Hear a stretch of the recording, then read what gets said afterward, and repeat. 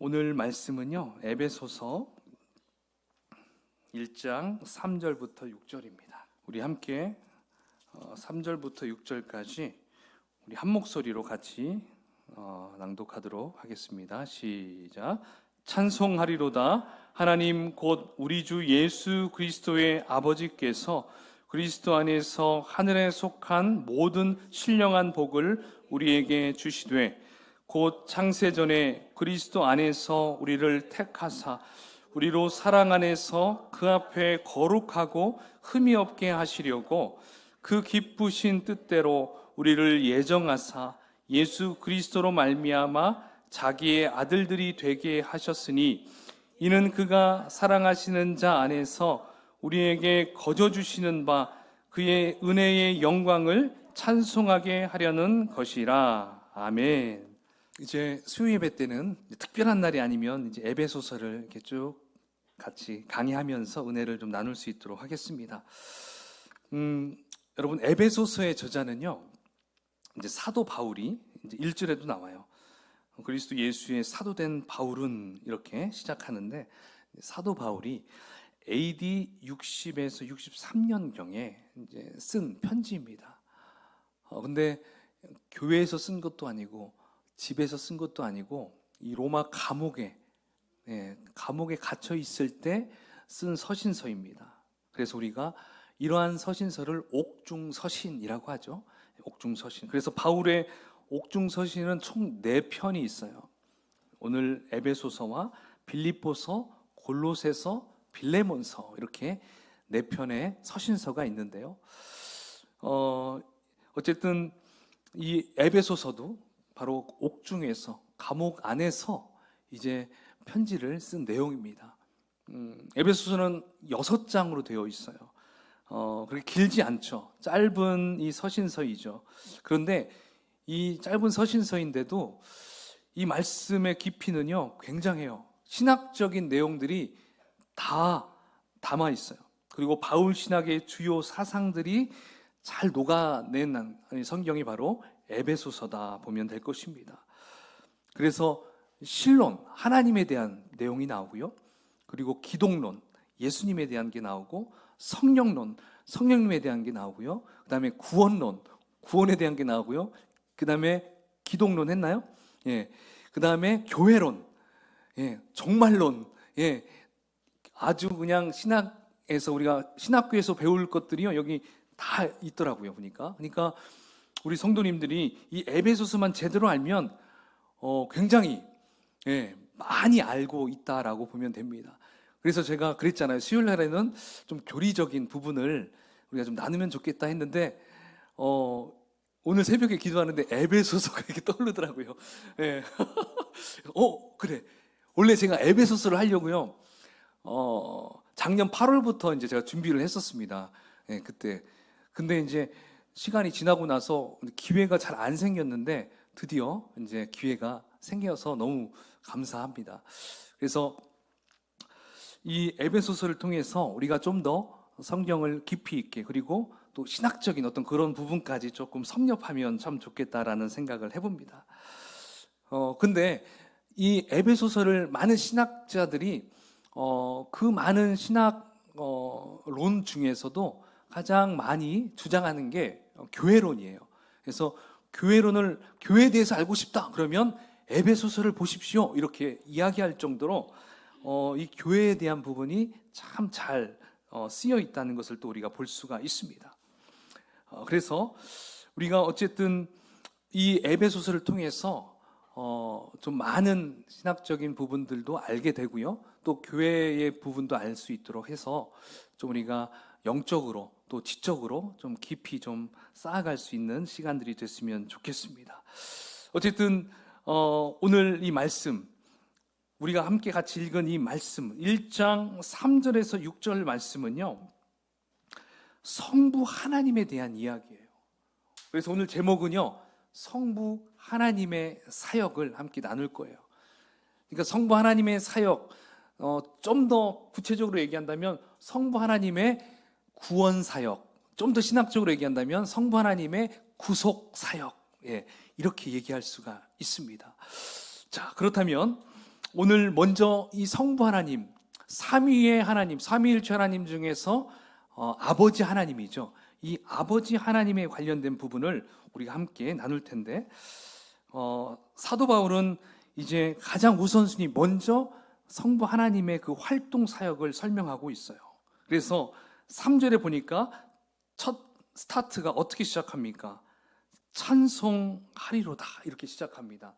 찬송하리로다. 자, 세 번역으로 보니까 여기를 하나님을 찬양합시다, 이렇게 딱 시작하더라고요. 여기서 우리는 두 가지를 생각할 수가 있어요.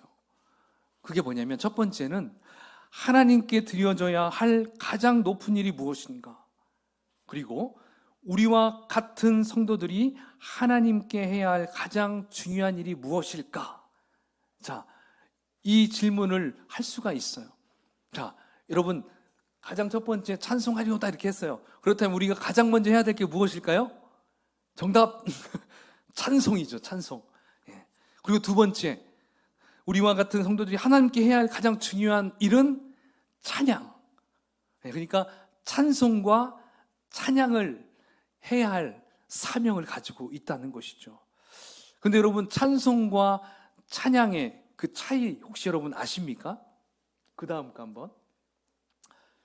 예, 찬송과 찬양의 차이. 뭐 찬송이 찬양이고 찬양이 찬송 아닌가, 이렇게 우리가 생각할 수 있습니다. 그렇죠? 저도 그렇게 생각을 해요. 근데 이걸 좀 더 세부적으로 들어가면요, 찬송은 찬양할 찬자에 보낼 송자를 의미해요. 찬양할 창에 보낼 송. 그러니까 하나님께 감사와 기쁨을 보내드린다, 올려드린다. 바로 이게 찬송의 의미입니다. 자, 그렇다면 찬양은 무엇이냐?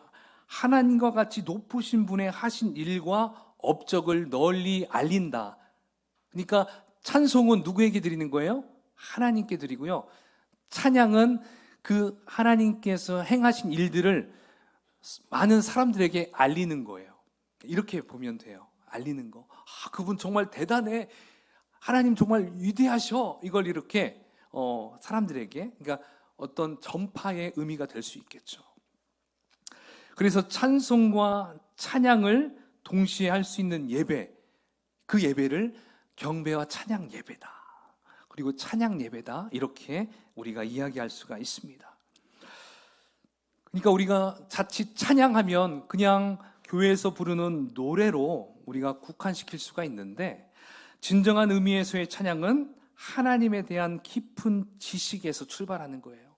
하나님을 아는 지식. 아, 하나님이 이러한 분이시구나, 여기에서 시작해야 되고요. 그 다음에 우리의 삶이 하나님을 높여드릴 때, 이게 바로 찬양이 진행되는 거예요. 시작은 어디서 시작한다고요? 하나님 아는 지식. 그리고 어디까지 가요? 진행되는 것은 우리가 삶을 통해서 나타내는 거예요. 알겠죠? 그러니까 삶이 예배가 된다. 그게 바로 진정한 찬양의 삶이라는 것이죠. 교회에서만 이 찬양하는 시간만 찬양하는 것이 아니라, 이건 그냥 누구나 할 수 있는 거지만 삶에서 하나님을 드러내는 거, 노래로서만 아니라 내 삶으로, 행동으로, 말로 드러내는 거, 이게 바로 찬양의 과정, 진행이라는 것이죠.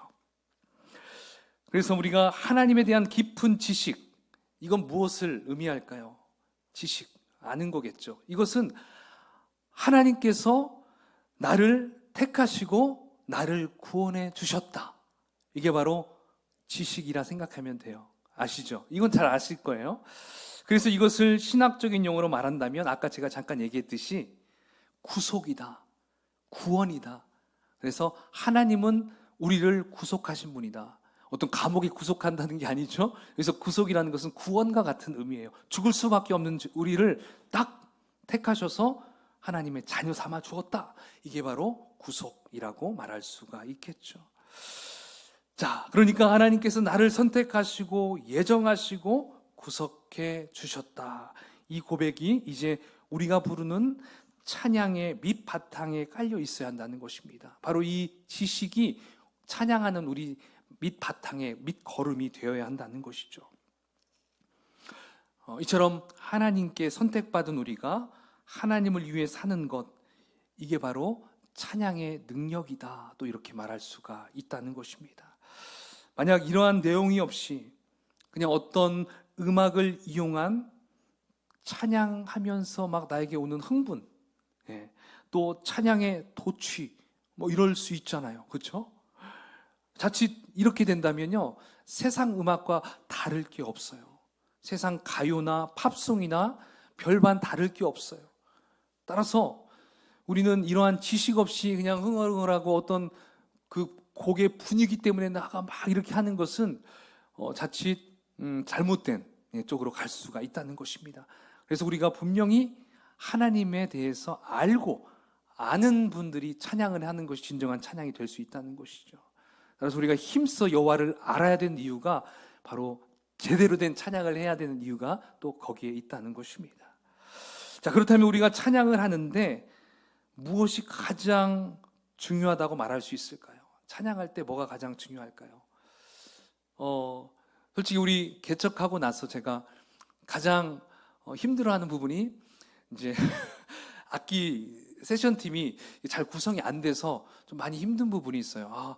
예전에 아름다운 교회 있을 때는 뭐 실력자들 막 모아놓고 막 하니까 너무 편안하게 막 이렇게 했는데, 이제 여기 와서 이렇게 하니까 뭐 우리 아내도 이렇게 피아노 치라고 하고 우리 딸들 보고 막 드럼 치라고 하고 막 그러잖아요. 힘들죠. 안 해봤었으니까 너무 어렵잖아요. 근데 어떻게 해요? 없는데 기타만 하는 것보다는 더 좋으니까 이렇게 하는데요. 여러분, 과연 우리가 찬양하는데 이게 중요할까요? 악기 잘하는 사람 세우고 막 이렇게 하는 게 중요할까요? 아니에요. 이건 중요한 게 아니에요. 정말 중요한 것은 이거예요.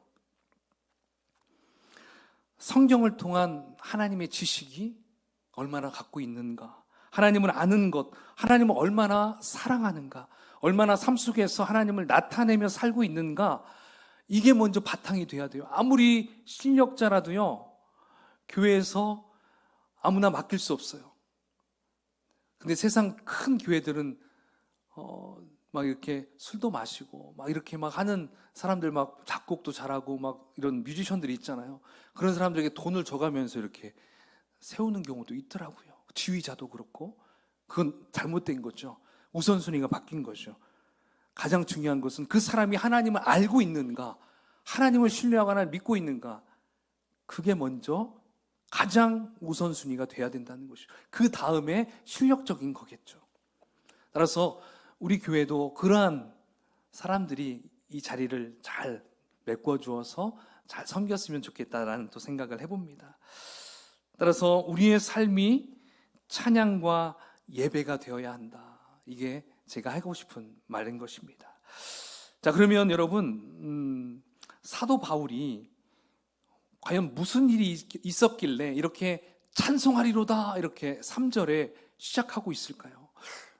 그건 3절 첫 마디에 찬송과 감사가 왜 나왔는지 우리가 좀 알아보면 좋을 것 같아요. 그 이유는요, 바로 하나님께서 아주 놀라운 일을 인간들에게 베푸셨기 때문에 그래요. 그 놀라운 일은 3절 하반절에 있는데요, 우리 한번 같이 읽어볼까요? 그냥 우리 3절을 한번 다시 한번 읽어보겠습니다. 시작. 찬송하리로다. 하나님 곧 우리 주 예수 그리스도의 아버지께서 그리스도 안에서 하늘에 속한 모든 신령한 복을 우리에게 주시되. 아멘.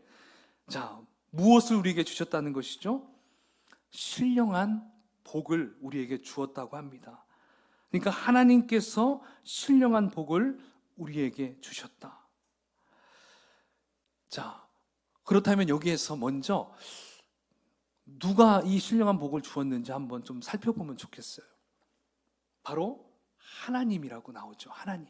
바로 이 하나님은 여기서 본문을 통해서 세 가지로 우리가 설명을 해주고 있는데, 첫 번째, 그냥 하나님, 먼저 하나님이라고 생각하면 돼요. 우리가 여기서는 여러분 좀 많이 알아야 된다는 거 아시죠? 적을 수 있으면 적으셔도 돼요. 자, 첫 번째, 하나님이에요. 여기서 하나님이라고 한 표현은요, 그분이 만물의 창조주 되심을 나타내는 것입니다. 하나님은 만물의 창조주 되시고, 또 그분은 만물을 다스리시는 분이라는 것을 나타내고 있어요. 창조하시고 다스리시는 분이 바로 하나님이다. 아, 그 하나님이 우리에게 신령한 복을 주셨구나. 자, 이게 첫 번째. 그리고 또 어떤 하나님이냐면요, 두 번째, 그분은 예수 그리스도의 아버지 되십니다. 여러분, 예수님이 누구십니까? 예수님은 우리의 주님이시고요, 우리를 하나님과 우리를 화목케 하시고 연결시켜 주신 중재자이시죠. 또 죄악 가운데서 우리를 구원하신 분이고 생명의 주인이시고 인생의 주인이신 분이 바로 우리 예수님입니다. 그리고 예수 그리스도는 성도들을 주관하시며 관장하시는 분이시죠. 바로 하나님은 이러한 예수 그리스도의 누구 되십니까? 아버지 되신다는 겁니다. 예수님도 이렇게 위대하신데 그럼 그 위대하신 예수님의 아버지는 얼마나 위대하시겠습니까? 그래서 예수 그리스도를 통해서 예수님과 하나님 아버지의 관계가 이제 우리와 하나님, 바로 그 하나님이 아버지, 우리는 자녀가 되는 관계로 맺어졌다는 것입니다. 할렐루야. 그래서 이 관계를 맺어주신 우리 예수님, 그리고 그 예수님의 아버지 되신 우리 하나님, 이렇게 위대한 분이다라는 것을 알려드리고 싶어서 그런 거죠. 자, 세 번째, 바로 세 번째, 그분은 복 주시는 분이에요. 복을 주시는 분. 따라서 우리 하나님은 복의 주관자라고 보면 돼요. 하나님께서 우리에게 복을 주셨다라는 사실을 알 때 다른 복은 눈에 들어오지 않아요. 오직 하나님만을 의지하게 되는 것입니다. 과연 하나님이 부어주시는 이 복은 어떤 복일까요? 땅에 속한 복일까요? 없어질 복? 여러분, 땅에 속한 복은 어떤 복이냐면 없어질 복이에요. 따라서 하나님의 부어주시는 복은요, 하늘에 속한 복, 영원한 복이라는 것을 여러분 믿으시기 바랍니다. 그러므로 사람의 노력으로 이룰 수 있는 복이 아니에요. 하늘의 복은요, 우리가 열심히 땀 흘리고 해서 얻을 수 있는 복이 아니라는 것입니다. 하늘의 복은 땅의 경계를 초월한 복이고요, 사람의 노력을 뛰어넘는 복이 바로 하늘의 복이라는 것입니다. 여기에서 우리는 이 땅을 살면서 바로 인내해야 할 근거를 찾을 수가 있어요. 그것은 그리스도인은 바로 하늘에 속한 복을 소유하고 있기 때문에 이 땅에서 고난을 당해도 어때요? 참을 수 있다는 것입니다. 인내할 수 있다는 것입니다. 여러분 동의하십니까? 나는 동의 못해. 이런 분이 혹시 있나요? 우리는 하늘에 속한 복을 소유하고 있어요. 이건 믿는 자들이 알아요. 이건 아는 분만 알아요. 여러분, 분명히 소유하는데 모르는 분도 있다는 것이죠. 분명히 밭에 뭐가 있어요? 보물이 있어요. 근데 몰라요. 아는 사람은 그걸 사가지고 내가 캐서 내가 소유로 하는 것처럼 우리에게는요, 하늘의 복이 이미 임했다는 것을 여러분 기억하셨으면 좋겠습니다. 자, 그렇다면 우리가 누구 안에 있을 때 이 신령한 복, 이 신령한 하늘의 복을 받을 수 있을까요? 누구 안에 있을 때? 오늘 3절에 보니까 그리스도 안에 있을 때, in Christ, 그리스도 안에 있을 때 받을 수 있어요. 그러므로 그리스도는 하나님의 복의 한계예요. 그리고 하나님의 복의 범위라고 말할 수가 있다는 것이죠. 그래서 하나님의 복은 바로 그리스도가 복의 울타리가 되는 거예요. 그렇죠? 그리스도가 바로 하나님 복의 울타리가 된다는 것입니다. 결국 그리스도의 울타리 밖에서는 하나님의 복이 있다 없다? 없다. 예. 그러니까 예수님 안에서 하나님의 복을 누릴 수가 있다는 것입니다. 자, 그렇다면 과연 하나님이 주시는 신령한 복은 무엇을 말하는 것일까요? 자, 사도 바울은 하나님의 복을 두 가지로 설명하고 있는데 바로 그 복은 하나님의 선택과 하나님의 예정이에요. 한번 따라해 볼까요? 선택과 예정. 시작. 선택과 예정. 하나님이 주시는 그 신령한 복은 선택과 예정이라는 것입니다. 먼저 하나님의 선택에 관해서 우리가 살펴보면 4절 앞부분에 나와 있듯이 곧 창세전에 그리스도 안에서 우리를 택하사 이렇게 표현합니다. 우리를 선택하셨다는 것입니다. 여러분, 과연 누가 하나님의 선택을 받을 수 있으며 또 어떤 일을 해야 하나님의 선택을 받을 수 있을까요? 하나님의 선택은 신분으로 받을 수 있는 게 아니에요. 어떠한 행위로도 노력으로도 받는 것이 아닙니다. 제가 가끔씩 자주 얘기했었죠. 하나님의 일방적인 선택밖에 없어요. 일방적인 선택. 그래서 이 선택을 받은 자는 진정한 복을 받은 자라는 것입니다. 여러분, 하나님이 여러분 선택하심을 믿으십니까? 그러면 여러분들은 하나님의 복을 받은 자라는 것입니다. 받을 자가 아니라 받은 자라는 것입니다. 게다가 하나님의 선택은 일회적이에요. 줬다가 뺏었다가 줬다가 뺏었다가 이게 아니에요. 하나님은 단회적이에요. 한 번 주면 끝이에요. 따라서 더 복된 것이죠. 한 번 받았기에 그 누구도 빼앗을 수 없다는 것입니다. 하나님께서 선택하시면 다시는 버리지 않으신다 이런 말씀이 있어요. 우리 로마서 11장 29절 한번 읽어볼까요? 시작. 하나님의 은사와 부르심에는 후회하심이 없느니라. 아멘. 하나님 한번 택하시고 내가 쟤를 왜 택했지? 이런 후회가 전혀 없어요. 우리는 가끔 그러잖아요. 예, 저도 이렇게 청년부를 담당하거나 이렇게 했을 때 임원을 뽑았는데 내가 쟤를 왜 뽑았? 왜 쟤가 됐지? 이럴 때가 있어요. 하나님 어떻게 하죠? 저를 훈련시키려고 저를 위해서 뽑으셨군요. 막 이렇게 할 수도 있다는 거. 근데 하나님은 절대 실수하지 않으세요. 예, 택하시면 변치 않으신다는 것이죠. 아멘. 너무 감사하죠. 그래서 하나님의 선택은 영원한 효력을 가지고 있다는 것입니다. 오늘 사도 바울은 그래서 그 신령한 복 가운데 하나인 선택을 말하면서 세 가지 사실을 언급하는데요. 자, 첫째, 선택의 방법이에요. 하나님은 참 굉장히 대충 안 하세요. 선택의 방법을 딱 정하셨는데 그 방법은요, 그리스도 안에서. 네, 제가 PPT 작업 열심히 했는데 그리스도 안에서 이루어졌다는 것입니다. 여러분, 선택은 이미 창세 전에 이루어졌어요. 믿으십니까? 예, 여러분들이 만약에 1950년대, 60년대, 70년대 이렇게 태어나셨잖아요, 우리가. 예. 그런데 태어날 때 한 1년 전에 택해야 되겠다 이게 아니에요. 제가 75년에 태어났는데 74년 정도 허도원이가 이제 태어났는데 좀 이제 한번 볼까 이제 선택 아니었어요. 시편에도 나오죠. 우리의 형질이 있기도 전에. 그리고 이 세상이 창조되기 이전에 하나님은 우리를 기억하시고 택했다고 분명히 말씀을 했다라는 것입니다. 근데 하나님 단독으로 한 게 아니었어요. 그리스도와 함께, 예수님과 함께, 성령님과 함께 깊고 오묘한 합의에 의해서 선택이 이루어졌다라고 지금 말씀하고 있다는 것입니다. 따라서 저와 여러분을 선택하시는데 하나님과 예수님이 함께 동역함으로 우리를 선택하셨다는 거예요. 그래서 하나님께서는 그리스도의 십자가를 이렇게 이미 내다보셨어요.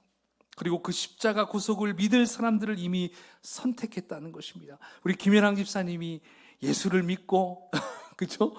이제 구원함을 받을 거라는 걸 이미 알고 있었어요. 세상 속에 잠깐 살았었지만 이렇게 하지만 딱 십자가를 생각하고 얼마나 그 마음을 아시겠냐고요. 우리 다 그렇게 하나님은 다 아셨어요. 언제 돌아설 거야? 언제 믿을 거야? 그걸 다 아셨다는 것이죠. 그래서 이미 그때 택했다는 것입니다. 참 놀라우신 사실이죠.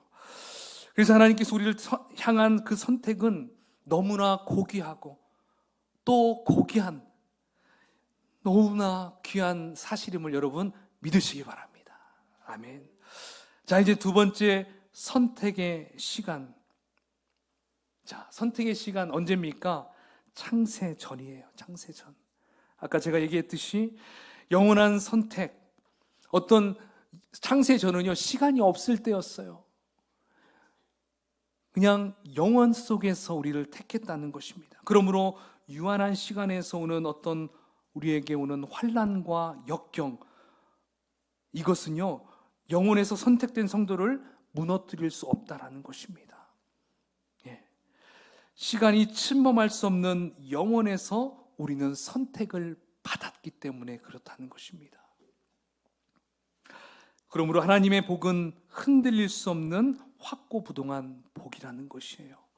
우리의 인간적인 생각으로는 이렇게 믿다가 내가 사탄에 확 넘어져가지고 아예 하나님과 결별하는 거 아닌가? 막 괜히 그런 두려움이 있을 때가 있죠. 근데 그건 우리 생각이에요. 하나님은 그것까지도 아셔요. 탕자, 그 아버지가 탕자를 이제 세상 속으로 이렇게 보냈다가 그가 다시 돌아왔을 때 내가 넌 이제 호적에서 팠다. 너 이제 내 아들이 아니고 넌 품꾼이다. 이렇게 했나요? 아니죠. 끝까지 그 아들은, 탕자는 끝까지 그 아버지의 아들이었잖아요. 그게 바로 하나님의 마음이라는 것입니다. 따라서 우리는 한번 택하셨기 때문에, 창세 전에 영원한 시간에 택했기 때문에 이 제한된 이 시간 속에서 우리를 아무리 사탄이 넘어뜨리려고 하고 유혹하더라도 우리는 결코 하나님의 그 사랑에서 끊을 수 없다라는 것입니다. 할렐루야. 이것을 믿으셔야 돼요. 그래서 우리는 이러한 감동과 은혜를 날마다 전해야 될 사명이 있다는 것입니다. 그리고 나의 마음과 입에서 찬송의 고백이 이렇게 계속 울려 퍼져 나와야 된다는 것을 우리는 오늘 본문을 통해서, 이 바울을 통해서 또 우리는 느낄 수가 있습니다. 도전받을 수 있겠죠. 자, 그리고 세 번째, 선택의 목적입니다. 선택의 목적. 하나님께서 우리를 택하신 목적은 4절 하반절에 나오는데요. 바로 한번 읽어볼까요? 시작. 거룩과 흠이 없게, 아까 거기요. 그 전에, 그 전 거, 바로 전에 것 보여주면 돼요. 예원아, 아니, 아까 거기, 여기 선택의 목적, 시작. 거룩과 흠 없는 자들이 되도록. 하나님이 이렇게 우리를 택하신 것은요, 거룩과 흠 없는 자들이 될 수 있도록 이런 목적으로 우리를 부르신 거예요. 우리를 선택하신 거예요. 근데 여러분, 사실 우리는 구원받기 전에 우리의 삶이 어땠습니까? 불결하고 참 부정한 존재였습니다. 그러니까 제한된 시간 속에서 우리가 하나님께서 나를 선택하셨다라는 것을 그냥 모르고 살았어요. 그래서 비참한 인생이었어요. 그러나 하나님께서는 이미 우리를, 제가 얘기했듯이 창세전에 우리를 선택하시기로 작정하셨기 때문에 이미 우리의 거룩지 못함과 비참한 인생을 다 아시고도 우리를 거기에서 건져주셨어요. 해결해 주셨다는 것입니다. 아멘이시죠? 때로는 내가 하나님을 선택했다고 생각할 수 있어요. 내가 믿었잖아요 할 수 있는데, 더 넓은 그림으로 보면 하나님을 이미 그 안에서 보고 있었던 거죠. 보고 있었던 거예요. 그래서 우리를 이제 하나님께서 선택하심으로 이제 우리는 거룩한 존재가 되었어요. 그렇기 때문에 흠이 없는 존재로 이제 살아가야 할 마땅한 우리가 된다는 것입니다. 하나님의 백성답게 살아가야 한다는 것을 말씀하고 있다는 것이죠. 따라서 이 모든 것은 인간들의 공로로는 전혀 할 수가 없는 일입니다. 오직 하나님의 사랑. 그러므로 하나님의 선택으로 흠이 없게 된 성도들은 늘 어떻게 살아야 될까요? 코람데오 신앙이 필요해요. 코람데오는 바로 하나님 앞에, 하나님 면전에서 내가 살아가는 것을 코람데오라고 합니다. 여러분, 하나님이 나를 보고 있다라고 한다면 참 죄를 못 짓잖아요. 그죠? 이거예요. 그러니까 하나님 나를 늘 바라보고 있다라는 마음으로 살아가는 것. 그렇게 해야 우리가 거룩하고 흠이 없는 사람으로 살아갈 수 있다는 것입니다. 따라서 우리가 하나님 앞에서 거룩하게 살게 되면 어떻게 될까요? 다른 사람들 앞에서도 거룩하고 정결한 삶을 살아야 될 줄 믿습니다. 아멘이시죠? 자, 그럼 이제 하나님의 복의 둘째 내용으로 가볼까요? 첫 번째 내용은 선택이었죠. 자, 두 번째 내용 5절을 우리 한번 같이 읽어보겠습니다. 5절 시작. 그 기쁘신 뜻대로 우리를 예정하사 예수 그리스도로 말미암아 자기의 아들들이 되게 하셨으니. 아멘. 두 번째 하나님께서 우리를 축복하시는 내용은 이제 우리를 예정하셨다는 거예요. 자, 여기서 하나님의 예정의 목적이 나옵니다. 예정의 목적은요, 아들들이 되게 하시기 위해서 우리를 예정하셨습니다. 여러분, 아들의 특권이 뭘까요? 뭐 여러 가지가 있겠지만 이 부분에서는요, 이거예요. 아들은 아버지의 모든 재산을 상속받을 권리가 있어요. 맞죠? 바로 이거예요. 따라서 우리가 하나님의 아들이 됐다라는 것은 하나님의 기업, 하나님의 모든 것들을 받을 수 있는 그러한 자녀가 됐다라는 것을 의미한다는 것입니다. 따라서 저와 여러분들은 하나님의 자녀이기 때문에 하나님의 모든 것을 우리는 그대로 상속받을 권리가 있습니다. 믿으십니까? 바로 이것을 위해서 우리를 예정하셨다는 거예요. 예정하셨다는 거. 따라서 우리는 상속받을 아들이기 때문에 땅에 썩어질 것을 너무나 여러분 그걸 위해서 살지 않았으면 좋겠어요. 이 땅의 부차적인 것들, 그런 것들 때문에 너무 몽벨 필요가 없다라는 것이죠. 좀 없으면 어때요? 예. 우리는 이 땅에서 좀 힘들게 살더라도 영원한 천국에서 어마어마한 것들을 받고 영원토록 누릴 수 있기 때문에 여기에서 부정을 행하고 막 이렇게 거짓말을 하면서까지 갈취하고 그러면 안 된다는 것입니다. 정직하게 그렇게 살면서 좀 힘들더라도 그렇게 살면서 우리가 하나님이 예비하신 그 놀라운 기업들을 받고 누릴 수 있는 그때가 온다는 것입니다. 어떤 분들은 이 땅에서 받을 수도 있어요. 하지만 못 받더라도 우리는 저 영원한 천국의 하나님 나라에서 받고 누릴 수 있다는 것을 여러분 꼭 기억했으면 좋겠습니다. 자, 그러면 또 예정의 방법이 있어요. 이 방법은요, 예수 그리스도로 말미암아예요. 예수 그리스도로 말미암아. 예정은 단순히 결과를 예정한 것이 아니라 바로 방법도 예정하셨다는 것입니다. 바로 완벽한 방법, 오직 한 분만이 하실 수 있는 예정의 방법, 그것은 예수 그리스도의 피의 공로, 죽으시고 부활하심의 공로인 것입니다. 바로 이 예수님으로 말미암아 우리는 하나님의 자녀가 될 수 있는 것입니다. 알겠죠? 자, 이제 마지막 예정의 근거가 있어요. 예정의 근거는요, 한번 읽어볼까요? 시작. 하나님의 기뻐하심의 뜻. 예정의 근거는요, 5절 앞부분에 나와요. 그 기쁘신 뜻대로, 그러니까 하나님의 기뻐하심의 뜻에서 나오는 거예요.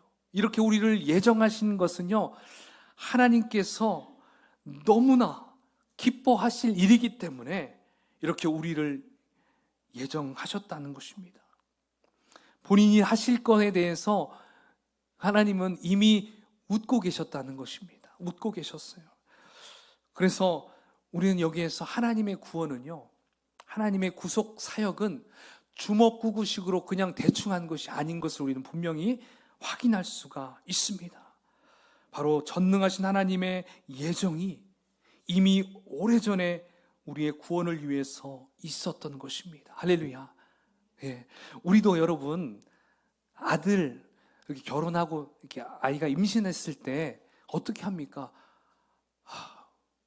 막 계획을 짜잖아요. 스케줄을 짜잖아요. 그렇죠?